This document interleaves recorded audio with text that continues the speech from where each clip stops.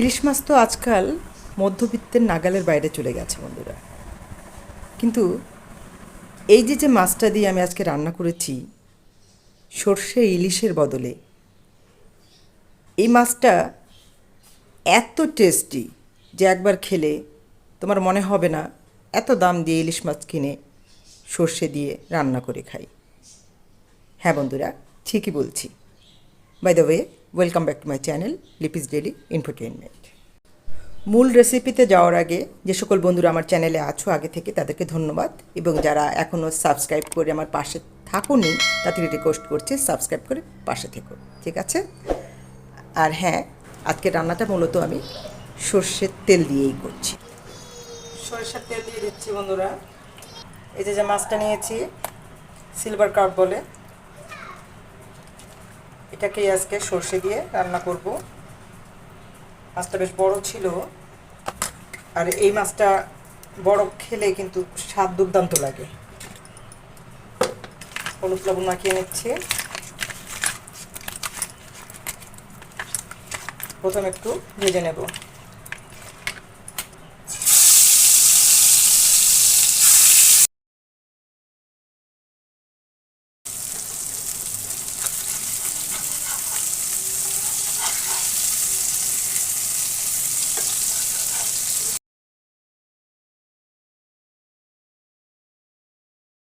নামিয়ে নিচ্ছি।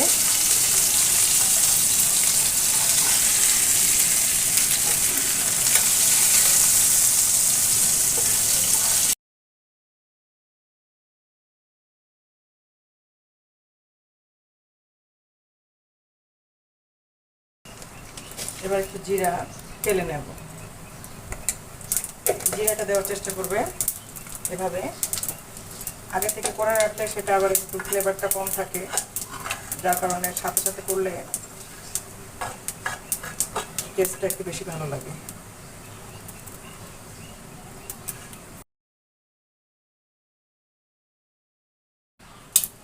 জিরাটাকে তুলে নিচ্ছে। আর একটু সরিষার তেল অ্যাড করে দিলাম। দুটো তেজপাতা, একটা শুকনো লঙ্কা দিয়ে দিচ্ছি। দিয়ে দিব সামান্য কালি জিরা, সরিষা বাটা একটু জলের মধ্যে, হাফ বাটি জলের ভিতরে এভাবে গুলে লো ফ্লেম করে দিয়ে দেব।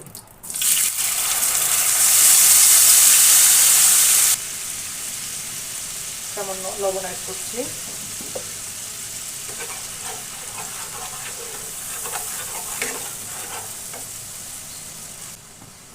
সামান্য জিরা বাটা আর সামান্য আদা বাটা দিয়ে দিচ্ছি। ভালো করে মশলাটাকে কষিয়ে নেব।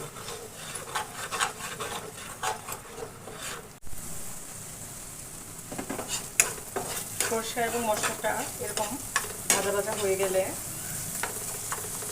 পরিমাণ মতো ঝোল দিয়ে দিব, আর হলুদ দিয়ে দিব, লাল লঙ্কার গুঁড়ো,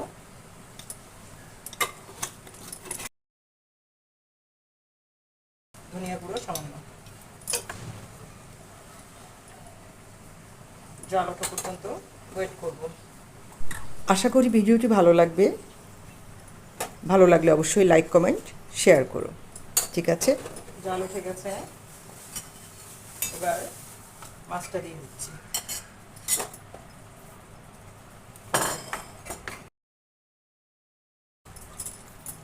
দুটো কাঁচা লঙ্কা দিয়ে দিচ্ছি ভেঙে।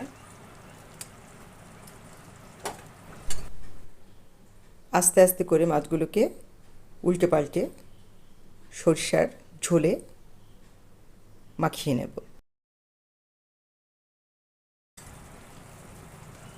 সামান্য একটু লবণ সাইড দিয়ে দিয়ে দিব, মাছের গায়ে পড়লে আবার তিতা হয়ে যাবে।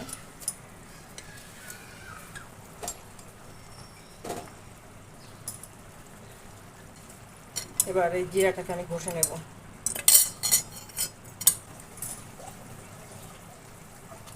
রান্না প্রায় হয়ে গেছে বন্ধুরা। এবার নামানোর ঠিক আগে একটু কাঁচা সরিষা বাটা দিয়ে দিচ্ছি।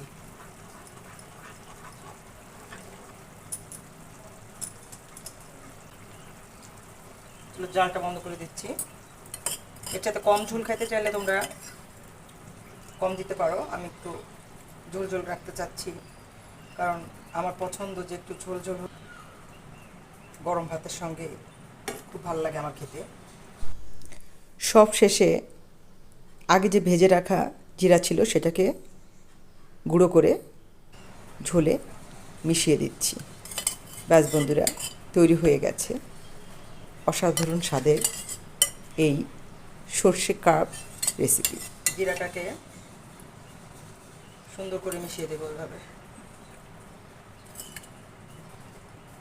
এবার সার্ভ করে নেব। আশা করব বাসায় এটা ট্রাই করবে, আর ট্রাই করলে অবশ্যই নিরাশ হবে না, ভালো নিশ্চয়ই লাগবে। আমার তো দুর্দান্ত লেগেছে, আর মনে হয় না যে দাম দিয়ে আর ইলিশ মাছ কিনে খাই। বন্ধুরা, ভিডিওটি কেমন লাগলো অবশ্যই কিন্তু জানিও। আবারও বলছি, একটা লাইক দিও, ফ্রেন্ডস অ্যান্ড ফ্যামিলির সঙ্গে শেয়ার করো। আর যে সকল বন্ধুরা এতক্ষণ ধরে দেখেছো, দেখার জন্য অসংখ্য ধন্যবাদ। আর যারা সাবস্ক্রাইব করনি, যাওয়ার সময় সাবস্ক্রাইবটা করে বেল বাটনটা প্রেস করে রেখে যেও, যাতে করে আমার পরবর্তী সকল ভিডিও নোটিফিকেশান ঠিক সময় মতো তোমাদের কাছে চলে আসে, আর তোমরা তা সহজেই দেখতে পারো। ঠিক আছে, আজকের ভিডিও কিন্তু এখানেই শেষ। ভালো থেকো সবাই, টাটা।